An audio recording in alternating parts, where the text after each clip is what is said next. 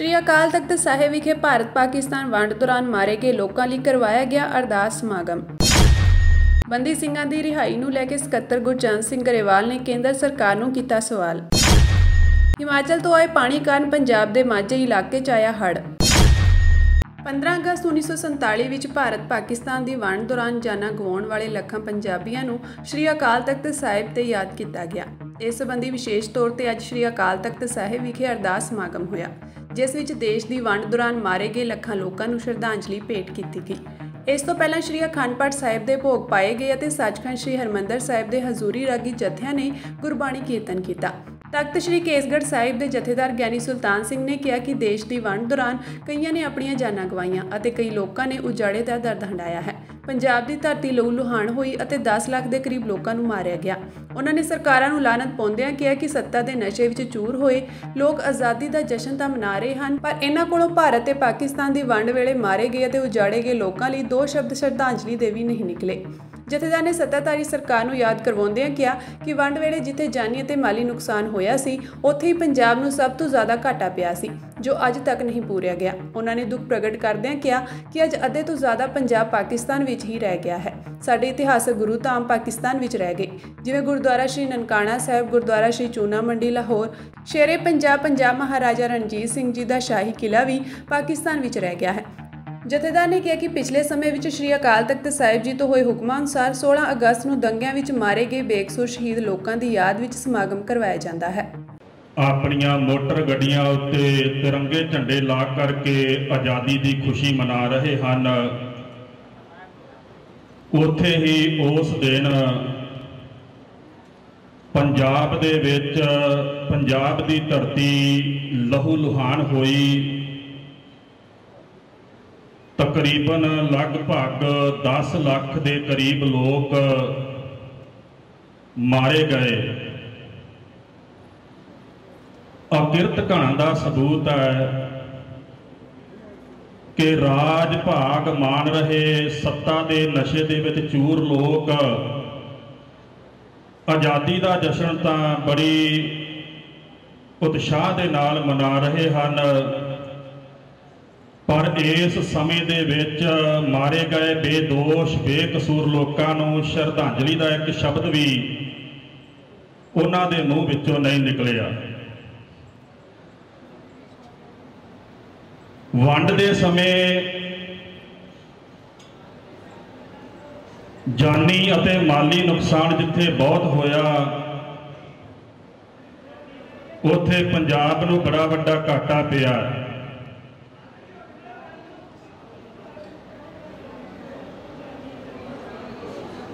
अद्धे तो वध पंजाब पाकिस्तान दे विच रह गया। साडे पवित्र महान अस्थान धन धन साहिब श्री गुरु नानक देव साहिब जी महाराज जी का आगमन अस्थान श्री ननकाना साहिब वो पाकिस्तान दे विच रह गया। धन धन सोढी सुल्तान पिता श्री गुरु रामदास साहिब जी महाराज जी का आगमन अस्थान चूना मंडी लाहौर वो भी पाकिस्तान दे विच रह गया। शहीदां दे सिरताज बाणी के बोहित पंजवें पातशाह श्री गुरु अर्जन देव साहिब जी महाराज जी का महान पवित्र स्थान जिथे धन धन साहिब श्री गुरु अर्जन देव साहिब जी महाराज जी को अकह ते असह तसीहे दे के शहीद किया गया, वो भी महान अस्थान साडे कोलों विछड़ गया। शेरे पंजाब महाराजा रणजीत सिंह जिन्हां ने 40 साल तो वध पंजाब उत्ते राज किया और जिथे वो अपना दरबार सजाउंदे सन, वो किला वो भी साडे कोलों विछड़ गया, वो भी लाहौर दे विच रह गया। जिथे साडा जानी माली नुकसान होया, उत्थे सानू इन्हां पवित्र गुरधामां दे विछोड़ियां दा दुख भी सहना पै रहा है। 77ਵੇਂ ਆਜ਼ਾਦੀ ਦਿਹਾੜੇ ਤੇ ਪ੍ਰਧਾਨ ਮੰਤਰੀ ਨਰਿੰਦਰ ਮੋਦੀ ਨੇ ਲਾਲ ਕਿਲੇ ਤੋਂ ਸਿੱਖਾਂ ਦੀ ਕੁਰਬਾਨੀ ਨੂੰ ਯਾਦ ਕੀਤਾ ਤੇ ਉਹਨਾਂ ਦੀ ਸ਼ਲਾਘਾ ਕੀਤੀ। ਪਰ ਸ਼੍ਰੋਮਣੀ ਗੁਰਦੁਆਰਾ ਪ੍ਰਬੰਧਕ ਕਮੇਟੀ ਨੂੰ ਪੀਐਮ ਮੋਦੀ ਤੋਂ ਵੱਡਾ ਮਲਾਲ ਵੀ ਹੈ। ਕਮੇਟੀ ਦੇ ਜਨਰਲ ਸਕੱਤਰ ਗੁਰਚਰਨ ਸਿੰਘ ਗਰੇਵਾਲ ਨੇ ਕਿਹਾ ਕਿ ਅੱਜ ਚੰਗਾ ਹੁੰਦਾ ਕਿ ਨਰਿੰਦਰ ਮੋਦੀ ਦੇਸ਼ ਦੀ ਆਜ਼ਾਦੀ ਦੇ ਨਾਇਕ ਸਿੱਖਾਂ ਦੀਆਂ ਭਾਵਨਾਵਾਂ ਨੂੰ ਧਿਆਨ ਵਿੱਚ ਰੱਖਦੇ ਹੋਏ ਬੰਦੀ ਸਿੰਘਾਂ ਦੀ ਰਿਹਾਈ ਦਾ ਐਲਾਨ ਕਰਦੇ, ਜਿਸ ਦੀ ਵਜ੍ਹਾ ਕਰਕੇ ਆਜ਼ਾਦੀ ਦਿਹਾੜੇ ਤੇ ਸਿੱਖ ਖਾਮੋਸ਼ ਵੀ ਰਹੇ ਅਤੇ ਮਨ ਉਦਾਸ ਵੀ ਸੀ।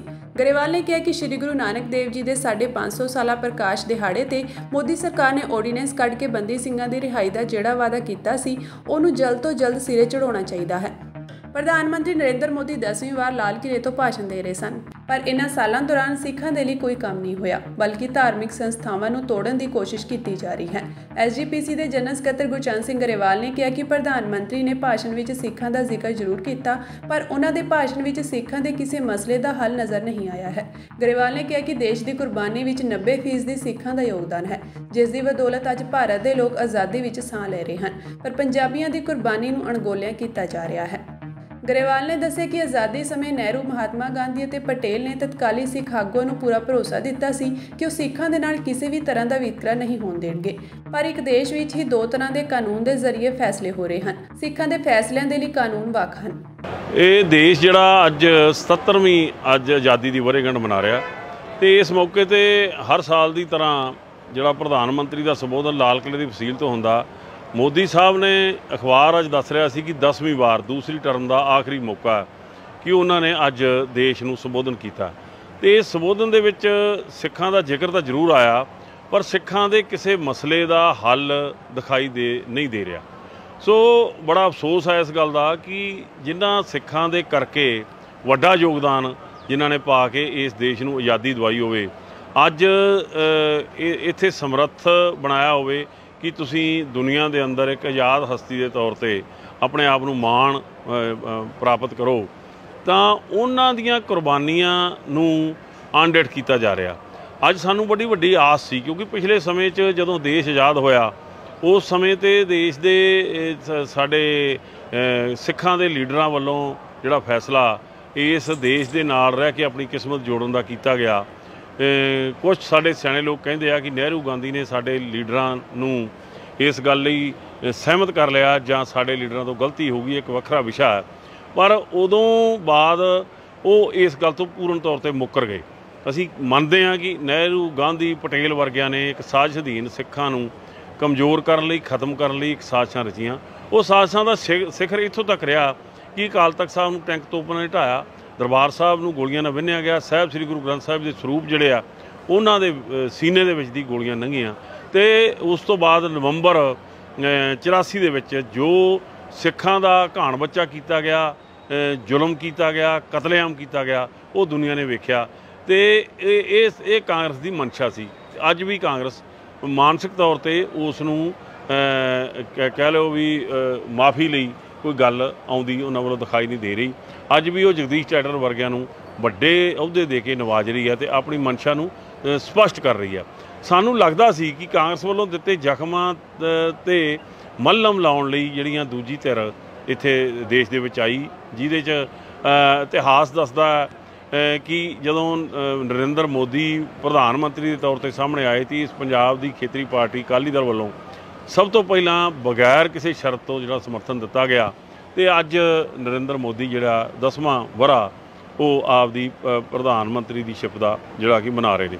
ਸੋ ਸਾਨੂੰ ਲੱਗਦਾ ਸੀ, ਭਾਵੇਂ ਕਿ ਉਸ ਸਮੇਂ ਕੁਝ ਗੱਲਾਂ ਐਸੀਆਂ ਸਾਹਮਣੇ ਆਈਆਂ ਜਦੋਂ ਸਿੱਖਾਂ ਲਈ ਥੋੜ੍ਹੀ ਬਹੁਤੀ ਰਾਹਤ ਦੀ ਗੱਲ ਆਈ, ਪਰ ਅੱਜ ਜੋ ਹਾਲਾਤ ਨੇ ਇਹਨਾਂ ਹਾਲਾਤਾਂ ਦੇ ਵਿੱਚ ਸਾਨੂੰ ਇਹ ਦੇਖਣ ਵਿੱਚ ਆ ਰਿਹਾ, ਸਮਝਣ ਦੇ ਬਾਵਜੂਦ ਵੀ ਸਿੱਖਾਂ ਦੇ ਮਸਲਿਆਂ ਨੂੰ ਅਣਗੌਲਿਆਂ ਕੀਤਾ ਜਾ ਰਿਹਾ, ਅਣਡਿੱਠ ਕੀਤਾ ਜਾ ਰਿਹਾ, ਜਿਹੜਾ ਕਿ ਵੱਡਾ ਦੁੱਖ ਹੈ। ਕਿਉਂਕਿ ਜਿਨ੍ਹਾਂ ਲੋਕਾਂ ਨੇ ਦੇਸ਼ ਨੂੰ ਆਜ਼ਾਦ ਕਰਵਾਇਆ ਤੇ ਆਜ਼ਾਦ ਰੱਖਣ ਵਾਸਤੇ ਵੱਡੀਆਂ ਕੁਰਬਾਨੀਆਂ ਕੀਤੀਆਂ, ਚਾਹੇ ਸਰਹੱਦ ਚੀਨ ਦੀ ਹੋਵੇ ਤੇ ਚਾਹੇ ਪਾਕਿਸਤਾਨ ਦੀ ਹੋਵੇ, ਹਰ ਥਾਂ ਦੇ ਉੱਤੇ ਸਿੱਖਾਂ ਨੇ ਵੱਡਾ ਰੋਲ ਅਦਾ ਕੀਤਾ।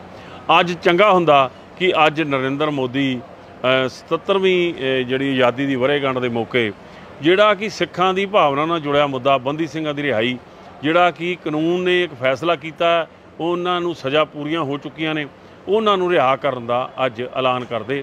ਕਿਉਂਕਿ ਅਸੀਂ ਇਸ ਕਰਕੇ ਆਸ ਕਰਦੇ ਸੀ ਕਿ ਅੱਜ ਤੋਂ 3 ਸਾਲ ਪਹਿਲਾਂ ਨਰਿੰਦਰ ਮੋਦੀ ਜੀ ਨੇ ਇੱਕ ਆਰਡੀਨੈਂਸ ਜਾਰੀ ਕੀਤਾ ਸੀ ਜਿਹਦੇ 'ਚ ਬੰਦੀ ਸਿੰਘਾਂ ਦੀ ਰਿਹਾਈ ਦਾ ਐਲਾਨ ਸੀਗਾ ਗੁਰੂ ਨਾਨਕ ਦੇਵ ਜੀ ਦੇ 550ਵੇਂ ਪ੍ਰਕਾਸ਼ ਪੁਰਬ 'ਤੇ ਸਾਨੂੰ ਅੱਜ ਆਸ ਸੀ ਕਿ ਅੱਜ ਇਸ ਤਰ੍ਹਾਂ ਦਾ ਐਲਾਨ ਕਰਕੇ ਸਿੱਖਾਂ ਦੇ ਮਨ ਦੇ ਉੱਤੇ ਮੱਲਮ ਜਿਹੜੇ ਜ਼ਖਮਾਂ 'ਤੇ ਮੱਲਮ ਲਾਏਗੀ, ਪਰ ਨਹੀਂ, ਇਸ ਦੇ ਉਲਟ ਸਿੱਖਾਂ ਦੇ ਨਾਲ ਵੱਡੇ ਪੱਧਰ 'ਤੇ ਧੱਕੇਸ਼ਾਹੀ ਦਿਖਾਈ ਦੇ ਰਹੀ ਹੈ।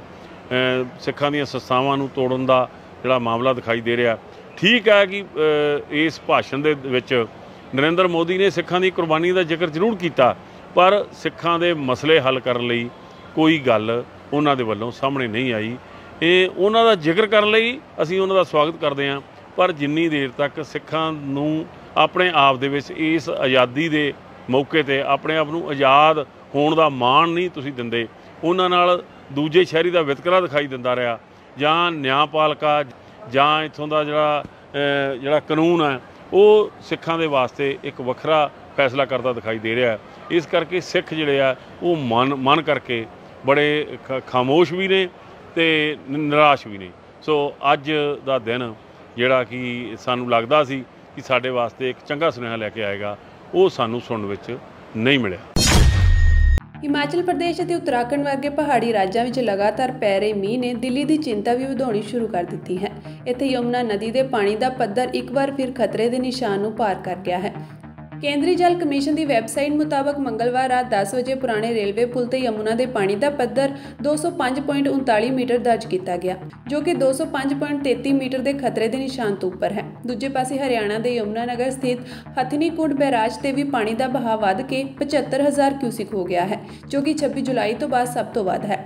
ਅਜਿਹੇ ਵਿੱਚ ਦਿੱਲੀ ਦੇ ਲੋਕਾਂ ਨੂੰ ਇੱਕ ਵਾਰ ਫਿਰ ਪਾਣੀ ਭਰਨ ਕਾਰਨ ਹੜ੍ਹਾਂ ਦੀ ਚਿੰਤਾ ਸਤਾਉਣ ਲੱਗ ਪਈ ਹੈ। ਰਾਜਧਾਨੀ ਵਿੱਚ 10 ਜੁਲਾਈ ਤੋਂ ਲਗਾਤਾਰ 8 ਦਿਨਾਂ ਤੱਕ ਨਦੀ 205.33 ਮੀਟਰ ਦੇ ਖਤਰੇ ਦੇ ਨਿਸ਼ਾਨ ਤੋਂ ਉੱਪਰ ਵਹਿ ਰਹੀ ਸੀ। ਇਸ ਦੌਰਾਨ 13 ਜੁਲਾਈ ਨੂੰ ਯਮੁਨਾ ਨਦੀ ਦਾ ਪੱਧਰ ਰਿਕਾਰਡ 208.66 ਮੀਟਰ ਤੱਕ ਪਹੁੰਚ ਗਿਆ ਸੀ। ਇਸ ਹੜ੍ਹ ਕਾਰਨ 27,000 ਤੋਂ ਵੱਧ ਲੋਕਾਂ ਨੂੰ ਸੁਰੱਖਿਅਤ ਥਾਵਾਂ ਤੇ ਪਹੁੰਚਾਇਆ ਗਿਆ ਹੈ। ਇਸ ਦੌਰਾਨ ਜਾਇਦਾਦ, ਕਾਰੋਬਾਰ ਆਦਿ ਪੱਖੋਂ ਕਰੋੜਾਂ ਰੁਪਏ ਦਾ ਨੁਕਸਾਨ ਹੋਇਆ ਹੈ। ਹਾਲਾਂਕਿ ਯਮੁਨਾ ਵਿੱਚ ਇੱਕ ਵਾਰ ਫਿਰ ਹੜ੍ਹ ਆਉਣ ਦੇ ਖਦਸ਼ੇ ਦਰਮਿਆਨ ਦਿੱਲੀ ਸਰਕਾਰ ਦੇ ਸਿੰਚਾਈ ਅਤੇ ਹੜ੍ਹ ਕੰਟਰੋਲ ਵਿਭਾਗ ਦੇ ਇੱਕ ਅਧਿਕਾਰੀ ਨੇ ਕਿਹਾ ਹੈ ਕਿ ਦਿੱਲੀ ਵਿੱਚ ਨਦੀ ਦੇ ਪਾਣੀ ਦਾ ਪੱਧਰ ਵਧੇਗਾ, ਪਰ ਇਸ ਨਾਲ ਗੰਭੀਰ ਸਥਿਤੀ ਪੈਦਾ ਹੋਣ ਦੀ ਕੋਈ ਸੰਭਾਵਨਾ ਨਹੀਂ ਹੈ। ਅਧਿਕਾਰੀ ਨੇ ਕਿਹਾ ਕਿ ਨਦੀ ਦੇ ਨਾਲ-ਨਾਲ ਨੀਵੇਂ ਇਲਾਕੇ ਡੁੱਬ ਸਕਦੇ ਹਨ, ਪਰ ਸਥਿਤੀ ਦੇ ਗੰਭੀਰ ਹੋਣ ਦੀ ਸੰਭਾਵਨਾ ਬਹੁਤ ਘੱਟ ਹੈ। ਉਨ੍ਹਾਂ ਕਿਹਾ ਕਿ ਅਸੀਂ ਸਥਿਤੀ ਤੇ ਨਜ਼ਰ ਰੱਖ ਰਹੇ ਹਾਂ, ਪਾਣੀ ਦਾ ਪੱਧਰ ਵਧ ਸਕਦਾ ਹੈ, ਪਰ ਗੰਭੀਰ ਸਥਿਤੀ ਪੈਦਾ ਹੋਣ ਦੀ ਕੋਈ ਸੰਭਾਵਨਾ ਨਹੀਂ ਹੈ। ਦੱਸ ਦਈਏ ਕਿ ਸੋਮਵਾਰ ਨੂੰ ਹਿਮਾਚਲ ਪ੍ਰਦੇਸ਼ ਅਤੇ ਉੱਤਰਾਖੰਡ ਵਿੱਚ ਭਾਰੀ ਮੀਂਹ ਨੇ ਭਾਰੀ ਤਬਾਹੀ ਮਚਾਈ ਸੀ। ਇਕੱਲੇ ਹਿਮਾਚਲ ਵਿੱਚ ਹੀ ਇਸ ਪਾਣੀ ਕਾਰਨ ਘੱਟੋ-ਘੱਟ 53 ਲੋਕਾਂ ਦੀ ਮੌਤ ਹੋ ਚੁੱਕੀ ਹੈ। ਇਸ ਦੇ ਨਾਲ ਹੀ ਉੱਤਰਾਖੰਡ ਵਿੱਚ 3 ਲੋਕਾਂ ਦੀ ਮੌਤ ਦੀ ਪੁਸ਼ਟੀ ਹੋ ਗਈ ਹੈ, ਜਦਕਿ 5 ਹੋਰ ਲਾਪਤਾ ਹੋ ਗਏ ਹਨ। ਇਸ ਮੂਸਲਾਧਾਰ ਬਾਰਿਸ਼ ਕਾਰਨ ਦੋਹਾਂ ਸੂਬਿਆਂ ਵਿੱਚ ਕਈ ਇਮਾਰਤਾਂ ਨੂੰ ਨੁਕਸਾਨ ਪਹੁੰਚਿਆ ਅਤੇ ਜ਼ਮੀਨ ਖਿਸਕਣ ਦੀਆਂ ਘਟਨਾਵਾਂ ਵਾਪਰੀਆਂ। ਇੱਥੇ ਬਦਰੀਨਾਥ, ਕੇਦਾਰਨਾਥ ਅਤੇ ਗੰਗੋਤਰੀ ਮੰਦਰਾਂ ਨੂੰ ਜਾਣ ਵਾਲੇ ਰਾਸ਼ਟਰੀ ਰਾਜ ਮਾਰਗਾਂ ਨੂੰ ਨੁਕਸਾਨ ਪਹੁੰਚਿਆ, ਜਿਸ ਕਾਰਨ ਚਾਰ-ਧਾਮ ਯਾਤਰਾ ਨੂੰ ਰੋਕਣਾ ਪਿਆ ਹੈ। ਨਵਾਂ ਸ਼ਹਿਰ ਦੇ ਪਿੰਡ ਬੇਗਮਪੁਰ ਸਥਿਤ ਸ੍ਰੀ ਗੁਰੂ ਰਵਿਦਾਸ ਗੁਰਦੁਆਰਾ ਸਾਹਿਬ ਵਿਖੇ ਬੁੱਧਵਾਰ ਨੂੰ 3 ਪਾਵਨ ਸਰੂਪ ਅਗਨ ਭੇਟ ਹੋ ਗਈ। ਇਹ ਘਟਨਾ ਬਿਜਲੀ ਦੇ ਸ਼ਾਰਟ ਸਰਕਟ ਕਾਰਨ ਵਾਪਰੀ ਹੈ। ਇਸ ਬਾਰੇ ਪਹਿਲਾਂ ਮੱਥਾ ਟੇਕਣ ਆਏ ਵਿਅਕਤੀ ਨੂੰ ਪਤਾ ਲੱਗਾ। ਘਟਨਾ ਵਿੱਚ ਕੋਈ ਜਾਨੀ ਮਾਲੀ ਨੁਕਸਾਨ ਨਹੀਂ ਹੋਇਆ, ਪਰ 3 ਪਾਵਨ ਸਰੂਪ ਅਗਨ ਭੇਟ ਹੋ ਗਏ। ਜਾਣਕਾਰੀ ਅਨੁਸਾਰ ਪਾਠੀ ਸਿੰਘ ਅਨੁਸਾਰ ਰੋਜ਼ ਦੀ ਤਰ੍ਹਾਂ ਉਹ ਪਾਠ ਕਰਕੇ ਚਲੇ ਗਏ। ਸਵੇਰੇ ਜਦੋਂ ਇੱਕ ਸ਼ਰਧਾਲੂ ਮੱਥਾ ਟੇਕਣ ਲਈ ਦਰਬਾਰ ਸਾਹਿਬ ਪਹੁੰਚਿਆ ਤਾਂ ਉਸਨੇ ਸੁਖਾਸਨ ਵਾਲੇ ਕਮਰੇ ਵਿੱਚੋਂ ਧੂੰਆਂ ਨਿਕਲਦਾ ਦੇਖਿਆ। ਉਸਨੇ ਇਸ ਦੀ ਸੂਚਨਾ ਹੋਰਾਂ ਲੋਕਾਂ ਨੂੰ ਦਿੱਤੀ। ਮੌਕੇ ਤੇ ਲੋਕਾਂ ਨੇ ਆ ਕੇ ਸ਼ੀਸ਼ਾ ਤੋੜ ਕੇ ਪਾਣੀ ਨਾਲ ਅੱਗ ਬੁਝਾਉਣੀ ਸ਼ੁਰੂ ਕਰ ਦਿੱਤੀ ਅਤੇ ਅੰਦਰ ਜਾ ਕੇ ਦੇਖਿਆ ਕਿ 3 ਪਾਵਨ ਸਰੂਪ ਅਗਨ ਭੇਟ ਹੋ ਗਏ। ਘਟਨਾ ਦੀ ਸੂਚਨਾ ਸ਼੍ਰੀ ਦਰਬਾਰ ਸਾਹਿਬ ਅੰਮ੍ਰਿਤਸਰ ਨੂੰ ਦੇ ਦਿੱਤੀ ਗਈ ਹੈ। ਇਸ ਤੋਂ ਬਾਅਦ ਮੌਕੇ ਤੇ ਪਹੁੰਚੇ ਸਿੰਘ ਸਾਹਿਬ ਨੇ ਪਾਵਨ ਸਰੂਪਾਂ ਨੂੰ ਆਪਣੇ ਕਬਜ਼ੇ ਵਿੱਚ ਲੈ ਕੇ ਸ਼੍ਰੀ ਗੋਇੰਦਵਾਲ ਸਾਹਿਬ ਵਿਖੇ ਰਵਾਨਾ ਕੀਤਾ। ਘਟਨਾ ਦੀ ਸੂਚਨਾ ਮਿਲਦੇ ਹੀ ਨਵਾਂ ਸ਼ਹਿਰ ਦੀ ਪੁਲਿਸ ਮੌਕੇ ਤੇ ਪਹੁੰਚ ਗਈ। ਗ੍ਰੰਥੀ ਸਾਹਿਬ ਆਏ ਗੁਰਦੁਆਰਾ ਸਾਹਿਬ ਜੀ 5 ਵਜੇ ਪਾਠ ਕਰਨ ਤੋਂ ਬਾਅਦ ਉਹ 6 ਵਜੇ ਚੱਲ ਗਿਆ ਜੀ। 6 ਵਜੇ ਤੋਂ ਬਾਅਦ 6:30 ਵਜੇ ਇੱਥੇ ਇੱਕ ਮਹਾਰਾਜ ਪ੍ਰਕਾਸ਼ ਕਰ ਗਏ ਸੀ। ਉਹ 3 ਸਰੂਪ ਮਹਾਰਾਜ ਦੇ ਜਿਹੜੇ ਸੀਗੇ ਉਹ ਸੁਖਾਸਨ ਜਿੱਥੇ ਪਏ ਸੀਗੇ ਉੱਥੇ ਪੱਖਾ ਚੱਲਦਾ ਸੀ। ਅਨਫੋਰਚੂਨੇਟਲੀ ਲਈ ਪੱਖਾ ਜਿਹੜਾ ਉਹ ਪਲਾਸਟਿਕ ਦਾ ਸੀਗਾ। ਗਰਮੀ ਤੁਹਾਨੂੰ ਪਤਾ ਹੁਮਸ ਬਹੁਤ ਹੈ ਅੰਦਰ, ਅਤੇ ਨਾਲ ਪਰਦੇ ਲੱਗੇ ਹੋਏ ਸੀ। ਪਰਦੇ ਹਵਾ ਦੇ ਨਾਲ ਹਿੱਲਣ ਕਰਕੇ ਕਿਤੇ ਜਾਂ ਤਾਂ ਪੱਖਾ ਜਾਮ ਹੋਇਆ ਜਾਂ ਸਰਕਟ ਸ਼ਾਰਟ ਹੋਣ ਕਰਕੇ ਪੱਖਾ ਪਿਘਲ ਗਿਆ। ਪੱਖੇ ਦੇ ਪਿਘਲ ਦੇ ਨਾਲ ਪਰਦਿਆਂ ਨੂੰ ਅੱਗ ਲੱਗ ਗਈ। ਪਰਦਿਆਂ ਨੂੰ ਅੱਗ ਲੱਗਣ ਦੇ ਨਾਲ ਮੈਂ ਕਹਿੰਦਾ ਸਾਡੇ ਪਿੰਡ ਲਈ ਬੜੀ ਮੰਦਭਾਗੀ ਘਟਨਾ ਜੀ। ਅਸੀਂ ਬੜੇ ਸ਼ਰਮਸਾਰ ਹੋਏ ਹਾਂ ਇਸ ਗੱਲ ਕਰਕੇ, ਔਰ ਵਾਹਿਗੁਰੂ ਸਾਡੇ 'ਤੇ ਕਿਰਪਾ ਕਰਨ। 3 ਸਰੂਪ ਜਿਹੜੇ ਆ ਸੁੱਖ ਆਸਣ ਸੀਗੇ ਜੀ ਉਹ ਅਗਨ ਭੇਟਾ ਹੋ ਗਿਆ ਜੀ। ਔਰ ਅਸੀਂ ਸਾਰਾ ਪੁਲਿਸ ਪ੍ਰਸ਼ਾਸਨ, ਸਾਰੀ ਪੰਚਾਇਤ, ਸਾਰੇ ਹੀ ਸਹਿਯੋਗੀ ਸੱਜਣਾਂ ਨੇ, ਸਾਰਿਆਂ ਨੇ, ਪੱਤਰਕਾਰਾਂ ਨੇ ਰਲ ਕੇ ਸਾਡਾ ਸਹਿਯੋਗ ਦੇ ਕੇ ਅਸੀਂ 3 ਸਰੂਪ ਜਿਹੜੇ ਆ ਉਹ ਗੋਇੰਦਵਾਲ ਸਾਹਿਬ ਨੂੰ ਰਵਾਨਾ ਕੀਤੇ ਜੀ। ਪੌਂਗ ਡੈਮ ਦੇ ਕਾਰਨ ਬਿਆਸ ਵਿੱਚ ਪਾਣੀ ਦਾ ਪੱਧਰ ਵੱਧ ਗਿਆ ਹੈ। ਬੀਤੀ ਰਾਤ 1.60 ਲੱਖ ਕਿਊਸਿਕ ਪਾਣੀ ਪੌਂਗ ਡੈਮ ਤੋਂ ਛੱਡਿਆ ਗਿਆ ਹੈ, ਜਿਸ ਨੂੰ ਅਗਲੇ ਦਿਨਾਂ ਵਿੱਚ ਹੋਰ ਵਧਾਇਆ ਜਾ ਸਕਦਾ ਹੈ। ਡੀਸੀ ਗੁਰਦਾਸਪੁਰ ਕੋਮਲ ਮਿੱਤਲ ਨੇ ਜਾਣਕਾਰੀ ਦਿੱਤੀ ਹੈ ਕਿ ਬਿਆਸ ਦਾ ਪਾਣੀ ਪਿੰਡਾਂ ਵਿੱਚ ਵੜ ਗਿਆ ਹੈ। ਉਧਰ ਬਰਾਜ ਵਿੱਚ ਬਿਆਸ ਦਾ ਪਾਣੀ ਓਵਰਫਲੋ ਹੋ ਰਿਹਾ ਹੈ। ਰਾਤ ਨੂੰ ਆਪ ਡੀਸੀ ਕੋਮਲ ਮਿੱਤਲ ਲੋਕਾਂ ਵਿੱਚ ਪਹੁੰਚੇ ਤੇ ਲੋਕਾਂ ਨੂੰ ਸੁਰੱਖਿਅਤ ਥਾਵਾਂ ਤੇ ਜਾਣ ਦੀ ਅਪੀਲ ਕੀਤੀ। ਡੀਸੀ ਮਿੱਤਲ ਨੇ ਦੱਸਿਆ ਕਿ ਸਰਕਾਰੀ ਸਕੂਲ ਭੰਗਾਲਾ ਵਿੱਚ ਰਿਲੀਫ ਕੈਂਪ ਬਣਾਇਆ ਗਿਆ ਹੈ। ਉਧਰ ਗੁਰਦੁਆਰਾ ਸਾਹਿਬ ਵਿੱਚ ਵੀ ਰਿਲੀਫ ਕੈਂਪ ਤਿਆਰ ਕੀਤਾ ਗਿਆ ਹੈ।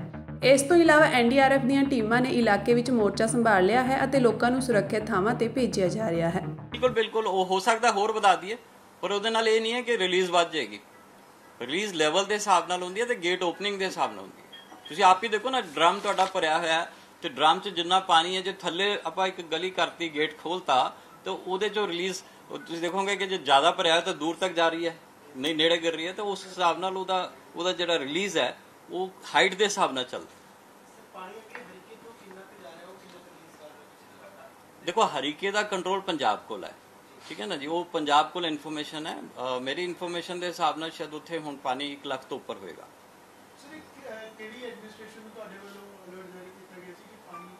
साडी पंजाब सरकार नाल वो सारा उन्हां दा काम है। पंजाब का जिहड़ा ड्रेनेज डिपार्टमेंट है वो जिद्दां उन्हां दे जो प्रिंसीपल सैकटरी रहिंदे ने, गवर्नमेंट के हैड होंदे ने, वो सीएम नाल अपनी लिजनिंग रखते हैं, सारे डीसीज नाल भी उही रखते हैं। सर जिस वक्त तुसी भाखड़ा दा जिहड़ी तुसी किहा कि आपां पंजाब गवर्नमेंट नूं कह दित्ता सीगा कि एडवाइजरी रखी जावे, प्रिकॉशनस ले जान, किहड़े एरियाज तुसी कहे सी कि ज्यादा इफेक्टेड रहणगे जिस भाखड़ा? वो सारी इन्फॉर्मेशन पंजाब कोल है, उन्हां कोल सारी इन्फॉर्मेशन हुंदी है कि किड्डे पानी नाल कित्थे पानी किन्ना खिलरना है, ठीक है ना जी। वैसे तुहानूं दस दईए कि इहदी जिस तरह भाखड़े तो पानी जाता है तो डिस्ट्रिक्ट रोपड़, नवां शहर, हुशियारपुर, उस तो बाद गुरदासपुर, तरनतारन, अमृतसर और फिरोजपुर तक जाता पानी, क्योंकि जो जो नदी का बहाव है उस तरह पानी ने जाना। नैचुरली उन्होंने जो उपराले करने उन्होंने किते ने, उन्होंने पता है कि मेरे हर डीसी नूं पता है, हर एसडीएम नूं पता है कि इन्ना पानी आता तो मेरी कित्थे तक फ्लडिंग होनी है, मैं किन्ने बंदे नूं कढ़ना है, की करना है, उन्होंने अपनी की। असी 24 घंटे पहला दस दिने होंगे तकरीबन फ्लड के टाइम पर, असी उन्होंने 24 घंटे पहला दस दिने भी असी फ्लड गेट खोलने हैं और जो इन्ना क रिलीज़ करना है। तो बाकी फ्लड पर डिपेंड करता, हुण इन्ना नहीं हो सकता कि पिछों बहुत ज़्यादा फ्लड आए तो फिर वो साडी मिनट टू मिनट कोआर्डीनेशन होंदी है। वाटर लेवल कित्थों तक लेके जाना जी, तुसीं डाउन कितना कर रहे हो? डाउन असी वो भी आपस कंसल्ट करके कि किन्ना साडे लई सेफ है, क्योंकि इस तरह के इवेंट आ रहे हैं तो सानू थोड़ा जा एक्सट्रा सेफ्टी लैनी है। हाँ असी इस तरह की एक्सट्रा सेफ्टी लवांगे, जरूर वो लैवल नूं सेफ लैवल ते लेके। ऑल्टरनेटिव भी सीगा क्योंकि पंजाब दे विच जिस तरीके नाल पहला भी हड़ दी स्थिति बनी हुई है, यही एरिया जिन्हां दे तुसीं नाम लए ने ओही सब तो वध इफेक्टेड सीगे उस दे लई। की ਇਹਦਾ कोई होर ऑल्टरनेटिव भी सीगा कि अगर भाखड़ा दे गेट ना खोले जांदे, क्योंकि पहला भी एक बारी बिजली प्रोड्यूस करनी शुरू की सी ਉਹ पानी ਦਾ इस्तेमाल करके? नहीं ये तुसीं पता नहीं किस तरह की मैं गल कर रहे हो कि बिजली दे लई पानी छड़ता, इदां दा कोई नहीं हुंदा। साडा पानी जिहड़ा वो इरीगेशन लई छड्डिया जांदा या फिर फ्लड नूं कंट्रोल करने वास्ते छड्डिया जांदा, ठीक है ना। हुण जे तुसीं कोई दे होर की उपराला, जे डैम ते पानी ज़्यादा आ रहा है और डैम भरना भी जरूरी है, कोई डैम खाली रख के भी काम नहीं चलता, क्योंकि बारिश के दौरान ही भरना सी। ये तो हो नहीं सकता कि जी आप कह लीए कि फ्लड लई डैम सारा खाली रख लो तो कल नूं फ्लड ही ना आए, फिर आप सुके फिरांगे। तो पानी भरना भी जरूरी है, पर किस लेवल तक भरना है that is to be seen कि भी असी किस लेवल तक भरना है। ये पंजाब सरकार लगी हुई है, पंजाब सरकार ने पहला ही ये 10 फुट घटा दिते हैं, ठीक है ना। तुहानूं पता होगा कि पहला 1680 तक तो भरिया जाता सी, हुण इहनूं 1680 तक भर के रखने के आदेश नहीं है, तां ही असीं थल्ले ले जा रहे हैं। सर 24 घंटे का समा तुसीं दस्सिया, 24 घंटे का समा बहुत घट नहीं है, क्योंकि इन्हां चीज़ां नूं मैनेज करन दे दी नहीं तुसीं एक गल दसो ना, तुसीं 24 घंटे मेरी गल सुनो, 24 घंटे का बहुत बड़ा टाइम हुंदा है। जे फ्लड आंदा है, जे डैम नहीं हुंदे तो तुहानूं 2 मिनट भी नहीं मिलते, फिर भी तो पॉपूलेशन ने सफ़र करना है ना, ठीक है नहीं। हाँ ये डैम दे कोल इन्ने जब 7 लाख का पानी आता है तो 24 घंटे तुसीं इमेजिन करो कितना पानी जाएगा। तुसीं इमेजिन कर सकते हो, जे 7 लाख का पानी आता है तो तकरीबन तुहाडा 23 फुट एक दिन च पानी डैम च भर जाता है। 23 फुट भरना कि क्या आप 23 की जगह 50 फुट खाली थोड़ी रख सकते हैं, ठीक है। मेरे को 10 फुट या 12 फुट या 15 फुट ਉਹਦੇ ਦੇ ਅੰਦਰ ਹੀ ਪਲੇ ਕਰਨਾ ਹੈ। ਤੇ ਇਸ ਕਰਕੇ ਮੈਨੂੰ ਵੀ ਜ਼ਰੂਰੀ ਹੁੰਦਾ ਹੈ ਕਿ ਇਸ ਫਲੱਡ ਨੂੰ ਕੰਟਰੋਲ ਕਰਨਾ, ਨੀਚੇ ਵੀ ਮਿਨੀਮਮ ਡੈਮੇਜ ਹੋਏ ਤੇ ਆਪਾਂ ਡੈਮ ਵੀ ਬਚਾਉਣਾ। ਇਸ ਸਿਲਟ ਕਰਕੇ ਵੀ ਡੈਮ ਦੀ क्षमता ਕੋਈ ਘਟ ਰਹੀ ਹੈ? ਬਿਲਕੁਲ ਸਿਲਟ ਕਰਕੇ ਘਟਦੀ ਹੈ ਜੀ। ਔਰ ਉਹ ਤਾਂ ਨੀਚੇ ਵੀ ਅਸੀਂ ਕੁਝ ਕਰ ਰਹੇ ਹਾਂ ਵੀ ਸਿਲਟ ਵਾਲਾ ਜਿਹੜਾ ਡੈਮ ਦੀ क्षमता ਉਹ ਨਹੀਂ, ਉਹ ਦੇਖੋ ਇਹਦੇ ਲਈ ਐਡੇ ਵੱਡੇ ਡੈਮਸ ਹਾਲੇ ਤੱਕ ਕੋਈ ਵਰਲਡ ਲੈਵਲ ਤੇ ਵੀ ਕੋਈ ਇਦਾਂ ਦੀ ਸਾਨੂੰ ਨਹੀਂ ਮਿਲੀ ਹੈ ਕਿ ਆਪਾਂ ਕਿੱਦਾਂ ਇਹਨੂੰ ਘਟਾ ਸਕਦੇ ਹਾਂ। ਇਹ ਤਾਂ ਕਿਉਂਕਿ ਦੇਖੋ ਇਹਦੇ 'ਚ ਕੋਈ ਇਹਦਾ ਹੈ ਨਹੀਂ ਤਾਂ ਮਿਲੀਅਨ ਟਨ ਸਿਲਟ ਆਉਂਦੀ ਹੈ ਤੇ ਉਹਨੂੰ ਕੱਢਣ ਲੱਗੇ ਤਾਂ ਆਪਾਂ ਹੋ ਸਕਦਾ ਇਹਦੇ 'ਚ ਤਾਂ ਨਵਾਂ ਡੈਮ ਬਣਾ ਲਈਏ। ਜੀ ਠੀਕ ਹੈ ਨਾ। ਤੇ ਇਸ ਤਰ੍ਹਾਂ ਦੀ ਹਾਲੇ ਕੋਈ ਇਸ ਤਰ੍ਹਾਂ ਕੋਸ਼ਿਸ਼ ਕਰ ਰਿਹਾ। ਕਹਿ ਸਕਦੇ ਹਾਂ ਵੀ ਸਿਲਟ ਕਰਕੇ ਵੀ ਸਾਡੇ ਕਰਕੇ ਸਿਲਟ ਦੀ ਤਾਂ ਡਿਜ਼ਾਈਨਡ ਹੁੰਦਾ ਸਿਲਟ, ਔਰ ਇਹਦੇ ਲਈ ਡਿਜ਼ਾਈਨਡ ਹੈ ਕਿ ਵੀ ਠੀਕ ਹੈ ਜੀ ਇਹ 400 ਸਾਲ ਚੱਲਣਾ ਹੈ। ਠੀਕ ਹੈ ਨਾ। ਤੇ ਇਹ ਤਾਂ ਬਹੁਤ ਬੜਾ ਟਾਈਮ ਹੈ। ਉਹਦੇ ਨਾਲ ਉਹਦੀ ਡਿਜ਼ਾਈਨ ਰੇਟਸ ਨੇ ਉਹ ਸਾਰੇ ਸਾਇੰਟੀਫਿਕਲ ਸਟੱਡੀਜ਼ ਹੋਈਆਂ ਨੇ। ਫਿਰ ਵੀ ਜੋ ਅੱਜ ਕੱਲ੍ਹ ਦੀ ਟੈਕਨੋਲੋਜੀਜ਼ ਹੈ ਜਾਂ ਅੱਜ ਕੱਲ੍ਹ ਦੇ ਆਪਾਂ ਤਰੀਕੇ ਆ, ਦੇਖਦੇ ਹਾਂ ਇਹਨੂੰ ਜਿੰਨਾ ਹੋ ਸਕਦਾ ਉਹਨਾਂ ਕਰ ਰਹੇ ਹਾਂ। ਮੈਨੇਜਮੈਂਟ ਵੀ ਕੋਸ਼ਿਸ਼ ਕਰ ਰਹੀ ਹੈ। ਸ਼੍ਰੀ ਅਕਾਲ ਤਖਤ ਸਾਹਿਬ ਜੀ ਦੇ ਕਾਰਜਕਾਰੀ ਜਥੇਦਾਰ ਗਿਆਨੀ ਰਘਬੀਰ ਸਿੰਘ ਨੇ ਦੇਸ਼ ਦੀ ਆਜ਼ਾਦੀ ਮੌਕੇ ਸ਼ਹੀਦ ਹੋਏ ਲੱਖਾਂ ਸ਼ਹੀਦਾਂ ਬਾਰੇ ਬੋਲਦਿਆਂ ਕਿਹਾ ਕਿ 14 ਅਗਸਤ 1947 ਨੂੰ ਭਾਰਤ ਪਾਕਿਸਤਾਨ ਦੀ ਵੰਡ ਵੇਲੇ 10 ਲੱਖ ਤੋਂ ਵੱਧ ਲੋਕਾਂ ਨੂੰ ਸ਼ਹੀਦ ਕੀਤਾ ਗਿਆ ਸੀ ਅਤੇ ਕਰੋੜਾਂ ਲੋਕ ਆਪਣੇ ਘਰਾਂ ਤੋਂ ਬੇਘਰ ਹੋ ਗਏ ਸਨ। ਜਥੇਦਾਰ ਨੇ ਕਿਹਾ ਕਿ 15 ਅਗਸਤ ਨੂੰ ਉਹਨਾਂ ਮਾਰੇ ਗਏ ਲੋਕਾਂ ਨੂੰ ਕੋਈ ਯਾਦ ਕਿਉਂ ਨਹੀਂ ਕਰ ਰਿਹਾ। ਉਹਨਾਂ ਕਿਹਾ ਕਿ ਦੁਨੀਆ ਭਰ ਵਿੱਚ ਲੋਕ ਆਜ਼ਾਦੀ ਦਾ ਜਸ਼ਨ ਮਨਾ ਰਹੇ ਹੁੰਦੇ ਹਨ ਤੇ ਭਾਰਤ ਤੇ ਪਾਕਿਸਤਾਨ ਦੀ ਵੰਡ ਵੇਲੇ ਮਾਰੇ ਗਏ ਅਤੇ ਉਜਾੜੇ ਗਏ ਲੋਕਾਂ ਨੂੰ ਕੋਈ ਵੀ ਯਾਦ ਨਹੀਂ ਕਰਦਾ।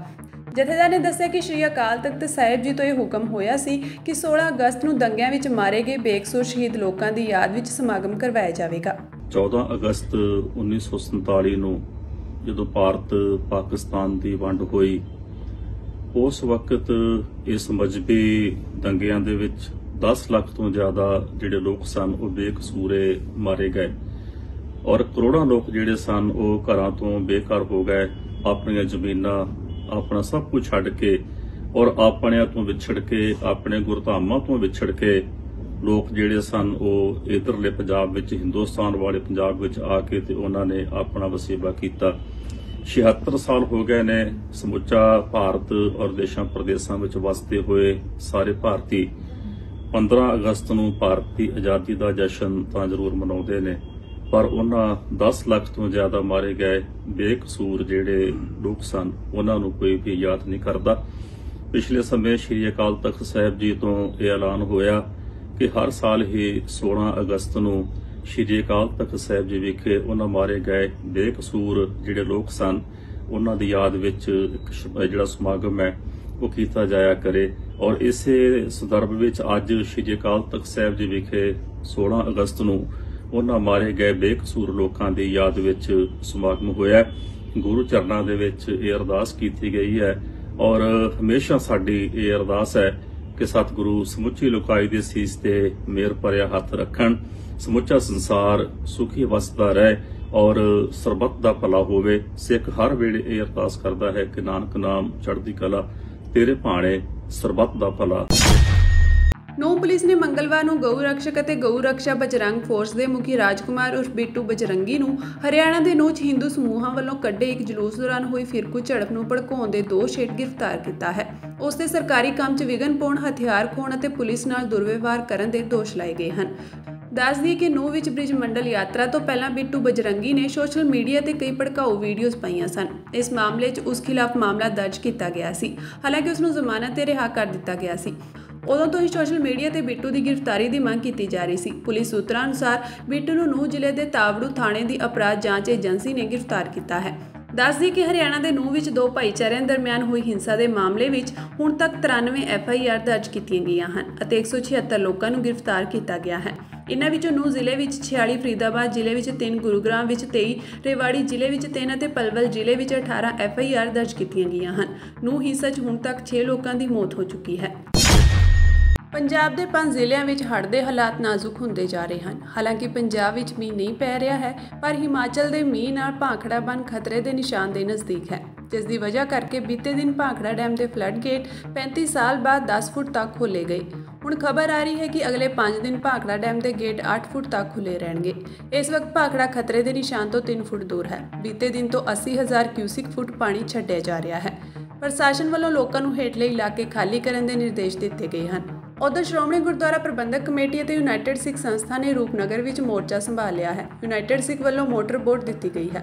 ਉਧਰ ਐਸਜੀਪੀਸੀ ਨੇ ਲੰਗਰ ਸੇਵਾ ਨੂੰ ਪਿੰਡ ਭਨਾਮ ਤੋਂ ਸ਼ੁਰੂ ਕਰ ਦਿੱਤਾ ਹੈ। ਐਨਡੀਆਰਐਫ ਦੀਆਂ ਟੀਮਾਂ ਹੜ੍ਹ ਪ੍ਰਭਾਵਿਤ ਇਲਾਕਿਆਂ ਵਿੱਚ ਪਹੁੰਚ ਗਈਆਂ ਹਨ। ਉਧਰ ਪ੍ਰਸ਼ਾਸਨ ਰੂਪਨਗਰ ਵਿੱਚ ਲੋਕਾਂ ਨੂੰ ਹੇਠਲੇ ਇਲਾਕਿਆਂ ਤੋਂ ਬਾਹਰ ਕੱਢਣ ਦੇ ਲਈ ਹੈਲੀਪੈਡ ਤਿਆਰ ਕਰ ਰਿਹਾ ਹੈ। ਹੁਸ਼ਿਆਰਪੁਰ, ਗੁਰਦਾਸਪੁਰ ਅਤੇ ਭੁਲਥ ਦੇ ਹਾਲਾਤ ਚੰਗੇ ਨਹੀਂ ਹਨ। ਕਈ ਪਿੰਡਾਂ ਵਿੱਚ ਬਿਆਸ ਦਾ ਪਾਣੀ ਵੜ ਚੁੱਕਿਆ ਹੈ। ਗੁਰਦਾਸਪੁਰ ਦੇ ਜਗਪੁਰਾ ਟਾਂਡਾ ਵਿੱਚ ਤੁਸੀਂ ਬੰਨ੍ਹ ਟੁੱਟਣ ਨਾਲ ਪਾਣੀ ਘਰਾਂ ਦੇ ਅੰਦਰ ਤੱਕ ਪਹੁੰਚ ਗਿਆ ਹੈ। ਕਈ ਘਰ ਅੱਧੇ ਡੁੱਬ ਗਏ ਹਨ। ਦੀਨਾਨਗਰ ਦੇ 10 ਪਿੰਡਾਂ ਵਿੱਚ ਹੜ੍ਹ ਦਾ ਪਾਣੀ ਵੜ ਗਿਆ ਹੈ। ਮੁਕੇਰੀਆ ਦੇ ਪਿੰਡ ਮਹਿਤਾਬਪੁਰ, ਮੋਤਲਾ, ਹਲੇਟ, ਜਨਾਰਦਨ, ਤਲਵਾਰਾ ਵਿੱਚ ਪਾਣੀ ਵੜ ਗਿਆ ਹੈ। ਗੁਰਦਾਸਪੁਰ ਵਿੱਚ ਐਨਡੀਆਰਐਫ ਨੇ ਮੋਰਚਾ ਸੰਭਾਲਿਆ ਹੈ। ਐਨਡੀਆਰਐਫ ਦੀਆਂ ਟੀਮਾਂ ਮੋਟਰ ਕਿਸ਼ਤੀ ਲੈ ਕੇ ਬਿਆਸ ਦਰਿਆ ਦੇ ਆਲੇ ਦੁਆਲੇ ਲੋਕਾਂ ਦੀ ਮਦਦ ਕਰ ਰਹੀ ਹੈ।